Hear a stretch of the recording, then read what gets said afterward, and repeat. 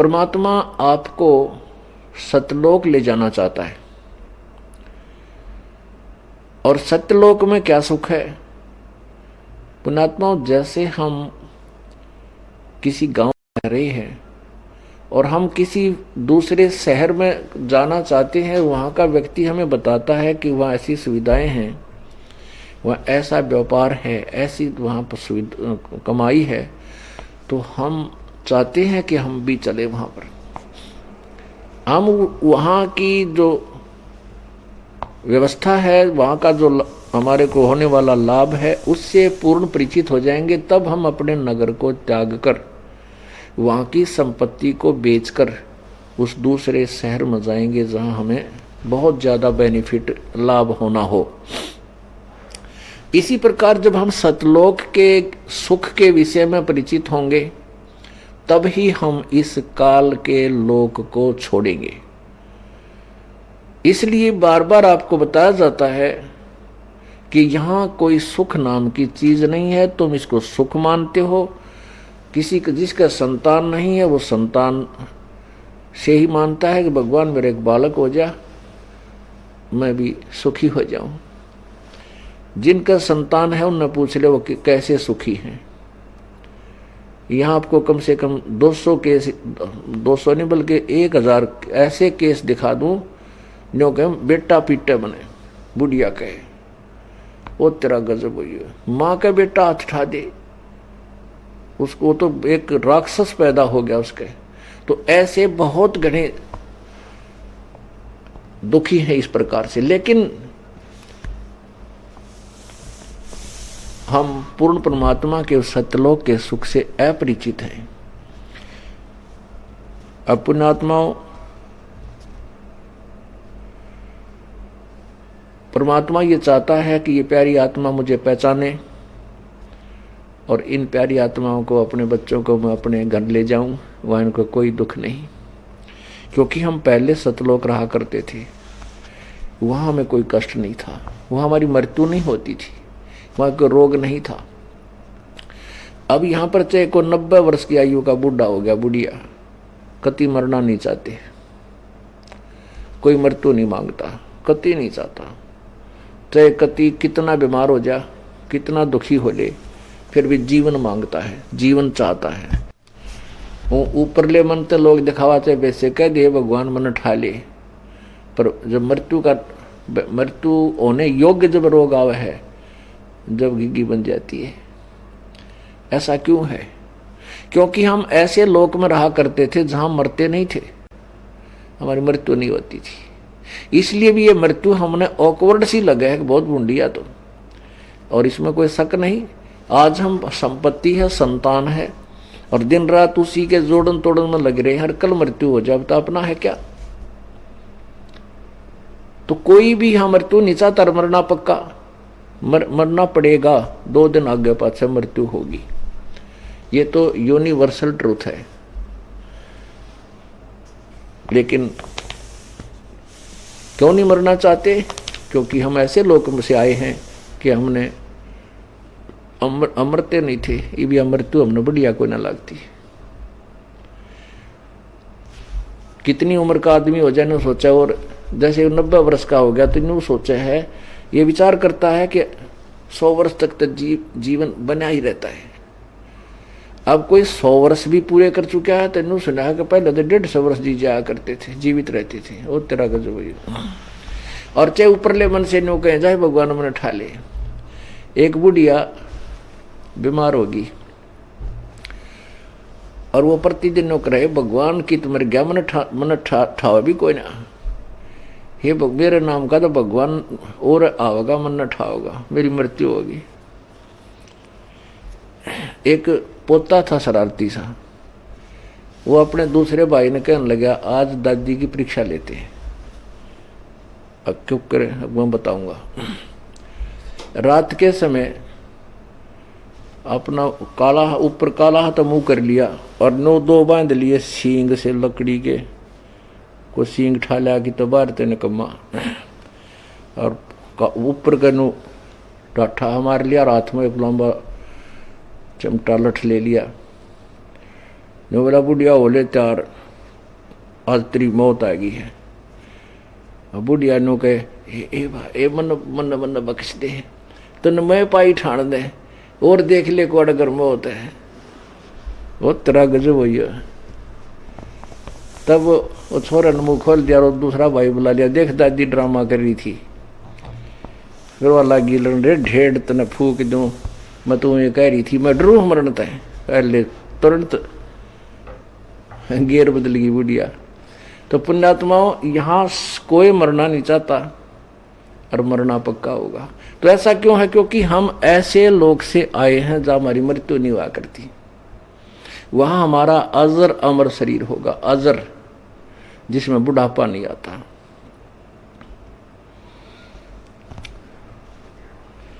और मृत्यु और बुढ़ापा दोनों दीर्घ रोग। परमात्मा क्या बताते हैं? भाई तन दर सुखिया कोई ना देखा, भाई तन दर सुखिया कोई ना देखा, जो देखा सो दुखिया हो, उदय अस्त की बात करते हैं, मन सबका किया विवेका हो, सबका किया विवेका हो। भाई घाटे बाधे सब जग दुखिया, के गृहस्थी बैरागी हो, घाटे बाधे सब जग दुखिया, क्या गृहस्थी बैरागी हो। सुखदेव ने दुख के डर से, गर्भ में माया त्यागी हो, गर्भ में माया त्यागी हो, तंदर सुखिया कोई न देखा, जो देखा सो दुखिया हो, उदय अस्त की बात करते हैं, मन सबका किया विवेका हो, सबका किया विवेका हो। जंगम दुखिया योगी दुखिया, तपस्वी को दुख दूना हो, जंगम दुखिया योगी दुखिया, तपस्वी को दुख दूना हो। आशा तृष्णा सबको व्यापे, कोई मैल ना सुना हो, कोई मैल ना सुना हो, तंदर सुखिया कोई न देखा, जो देखा सो दुखिया हो, उदय अस्त की बात करते हैं, मन सबका किया विवेका हो, सबका किया विवेका हो। भाई साच कहूं तो जग ना माने, झूठ कही ना जाई हो, साच कहूं तो जग ना माने, ये झूठ कही ना जाई हो। ब्रह्मा विष्णु ये शिव जी दुखिया, जिन ये राह चलाई हो, जिन ये राह चलाई हो, तंदर सुखिया कोई न देखा, जो देखा सो दुखिया हो, उदय अस्त की बात करते हैं, मन सबका किया विवेका हो, सबका किया विवेका हो। सुरपति दुखिया भूपति दुखिया, रंक दुखी बपरीती हो, सुरपति दुखिया भूपति दुखिया, रंक दुखी बपरीती हो। कहें कबीर और सब दुखिया, एक संत सुखी मन जीती हो, संत सुखी मन जीती हो, तंदर सुखिया कोई न देखा, जो देखा सो दुखिया हो, उदय अस्त की बात करते हैं, मन सबका किया विवेका हो, सबका किया विवेका हो। सुरपति दुखिया भूपति दुखिया, रंक दुखी बपरीती हो, सुरपति दुखिया भूपति दुखिया, रंक दुखी बपरीती हो।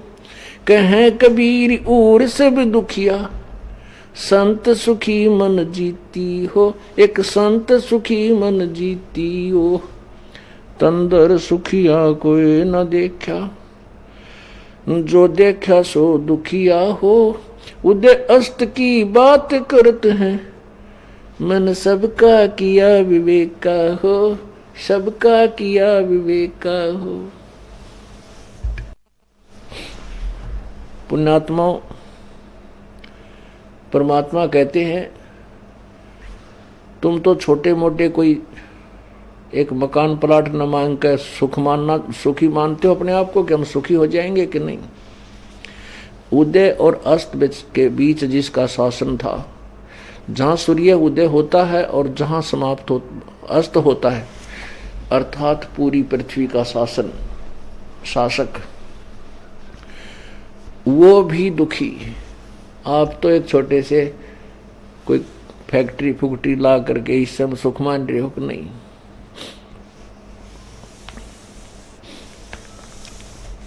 एक दिन एक पेपर में, अखबार समाचार पत्र में एक न्यूज थी, समाचार था कि एक बहुत बड़ा सेठ था इसी हिंदुस्तान का, और फिर वो एक अच्छा राजनेता भी था। अपने ही हेलीकॉप्टर में चला जा रहा था, उसके साथ 5-7 और उसके सहयोगी कर्मचारी और उसके साथी थे। वो उस हेलीकॉप्टर एक्सीडेंट हो गया, क्रश हो गया, और उसी में वो 8 के 8 मर गए। उस गांव में अब वो भूत बने हुए हैं। वो राजनेता जो बड़ा सेठ था फिर राजनेता भी बन गया, वो भूत बने हुए हैं।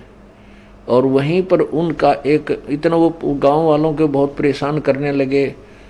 फिर ये भूत बात का डनिए बुलाए, उन्होंने बताया कि ये वो फिर अंदर बढ़ कर बोला दूसरे में, मैं फलाना नेता हूँ, मैं वैसे था वहाँ से यहाँ एक्सीडेंट में हम मरे थे, हम 8 जने हैं, एक का 8 प्रवेश कर जाए। कहते हैं उनका फिर वहाँ एक स्थान बना रखा है, 8 के 8 इतनी वो बना कर इनके महल 5-5 ईंट ला के वो बनाए हुए हैं। वो दिखा रखे थे पेपर में और पूरा विवरण दिया हुआ था। तो परमात्मा कहते हैं उदय अस्त की बात करे, मैंने सबका करा विवेक का, मैंने सबका दूध और पानी छाड़ रखे, यहाँ कोई सुखी नहीं है। फिर कहते हैं घाटे बाद सब जग दुखिया, घना धन हो जाए तो दुखी। जैसे आपका 2 लाख का बेनिफिट हो गया, लाभ हो गया, धन आ गया, आप 5 लाख का कर्जा, 5 लाख का और पंगा पा लोगे कितने कितने, वो 3 लाख आपके ऊपर कर्जा हो गया। अब वो कर्जे वाला मांगना और आप घर के बच्चा ने कहोगे कह दिया कोई ना हमारा पापा, बताइए सुख होया। तो रात की नींद दिन की चैन कति खत्म हो जाती है। और फिर वो काम चल लेना, फिर पाछा मांगने वाले, आगे देने वाला है, पता नहीं कहाँ तक बात पहुँच जाए। पुण्यात्मा आपके काम भी जो आवश्यक होंगे, जो क्योंकि यदि आप चाहते हो मोक्ष तो इसमें प्रवेश पाइयो परमात्मा वाले, हम कबीर साहब वाले इस हॉस्पिटल में, अर्थात इस विद्यालय में अगर आप शिक्षा ग्रहण कर, मतलब किसी तरह से अपने एग्जाम्पल को समझ लीजिए, उदाहरण, तो आपको उतना ही, जैसे एक बीमार है और उसको शुगर की बीमारी है और वो मांगता है कि मैं लड्डू खाऊंगा, बर्फी खाऊंगा, तो डॉक्टर अलाउड नहीं कर सकता। इतना मरना है और हॉस्पिटल छोड़ कर जाना है तो चाहे आग खा, कुछ भी कर मरे। तो इसी प्रकार जो यदि आपने ये रोग कटवाना है जन्म और मरण का, तो आप तो कुछ भी मांग सकते हो क्योंकि मरीज हो, लेकिन आपको जो वो हानि कर सकेगी वो वस्तु मालिक नहीं देगा। आपने यदि मोक्ष प्राप्ति के लिए यहाँ आना है, पहले तो ज्ञान समझो, ज्ञान समझकर फिर इसमें प्रवेश पाओ। और फिर यदि आपकी जो आवश्यक वस्तु है, नहीं तो डॉक्टर के आपको खिला करा जी कोई ना, वो भी तुमने सोचे ताकतवर हो, ये भी खावे या अच्छी तरह खावे है, लेकिन जो आपको हानि होगी वो वस्तु डॉक्टर अलाउड नहीं करेगा। तो परमात्मा आपको वो वस्तु देगा जो आपके हित में होगी, अहित में होगी, आप कितनी डिमांड करिए मालिक नहीं देगा। और इस ज्ञान जो समझ गया, जो समझदार है, उसको पता है तेरा शुगर है तो आप पे को नहीं मांगे, वो चीनी नहीं ग्रहण करेगा ना औरों को बना करेगा, भाई मेरी फीकी चाय बनाना।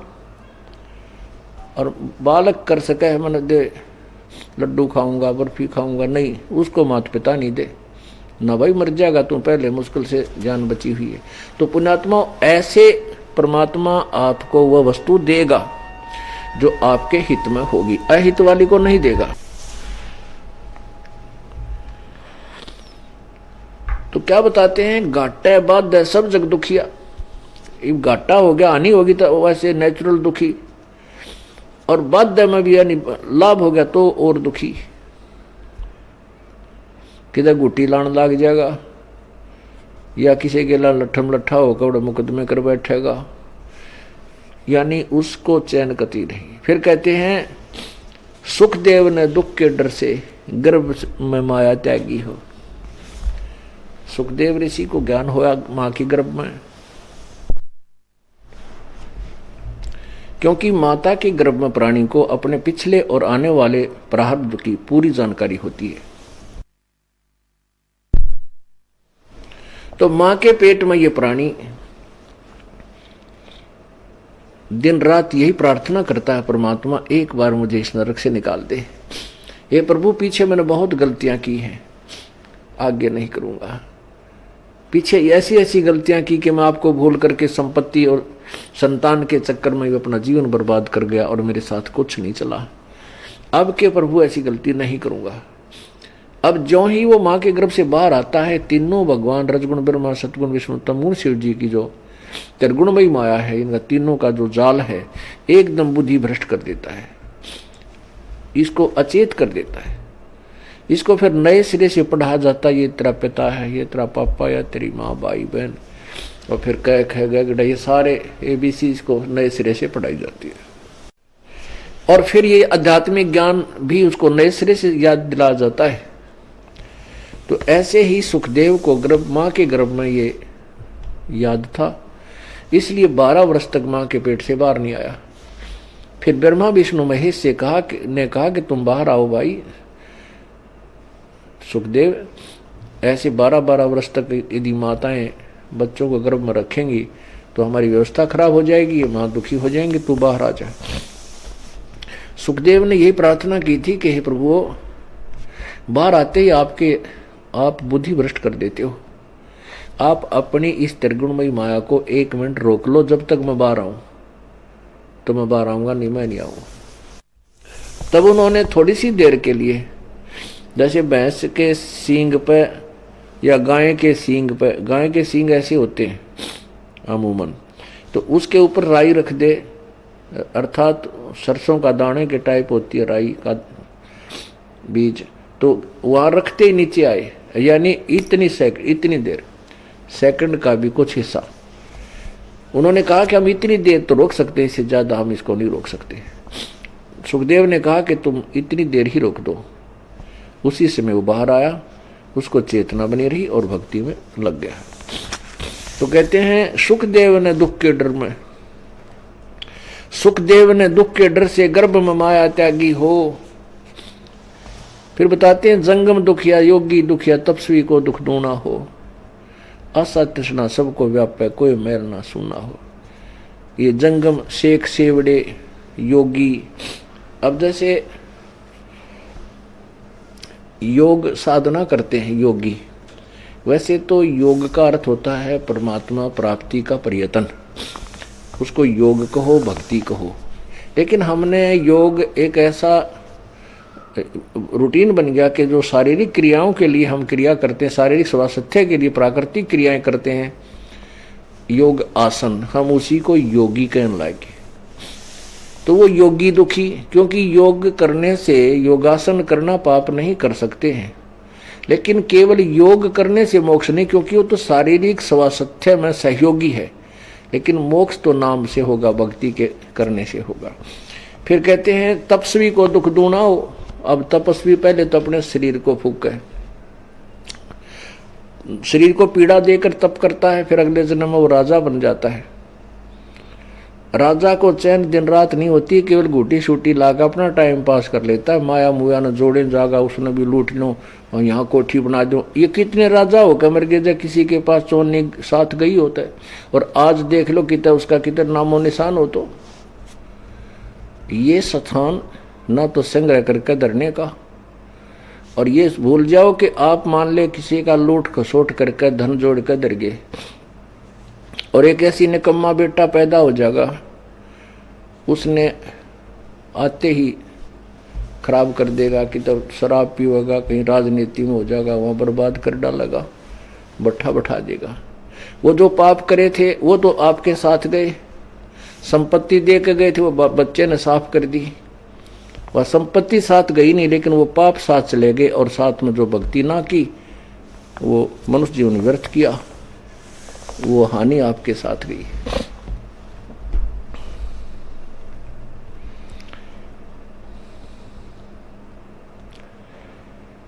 अब कहते हैं साच कहूं तो जग ना माने, झूठ कही ना जाई हो, ये ब्रह्मा विष्णु शिव जी दुखिया जिन ये राह चलाई हो।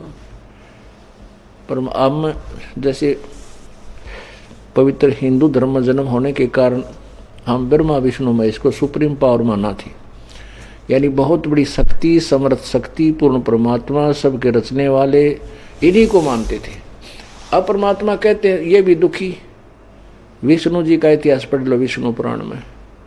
नारद जी ने श्राप दे दिया, फिर देवताओं की लड़ाई होगी, विष्णु जी भी लट्ठम लट्ठा खूब लड़ाई करी। खुद कहता है विष्णु जी, जैसे आपने विष्णु पुराण में, दुर्गा पुराण में पढ़ा था कि या तो मैं तप करने पर लगा रहता हूँ, फिर बाद में राक्षसों के साथ लड़ता रहता हूँ, कुछ समय मिलता है तो रुक्मिणी के साथ सुख का समय व्यतीत कर पाता हूँ। आप पर स्वीकार करें, हम तो बहुत दुखी।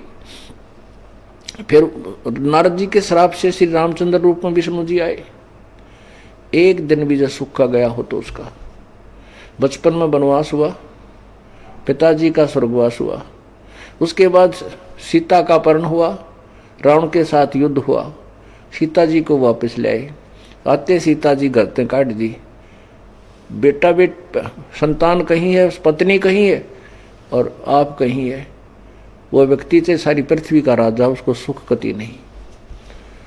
तो परमात्मा कहते साच कहूं तो जग नहीं माने, और झूठ कही तो झूठ कही ना जाई हो, ये ब्रह्मा विष्णु शिव जी दुखिया जिन ये राह चलाई हो। क्योंकि ये संसार, ये काल की जो व्यवस्था है ब्रह्मा विष्णु महेश ही चला रहे हैं। कैसे चला रहे हैं कि उत्पत्ति, सतिथि और संहार, ये काल के जुगाड़ को जोड़े बैठे हैं, और इनका पिता काल है, वो इन 1 लाख मानव शरीरधारी प्राणियों को नित आहार करता है। बोलो सतगुरुदेव सत सही।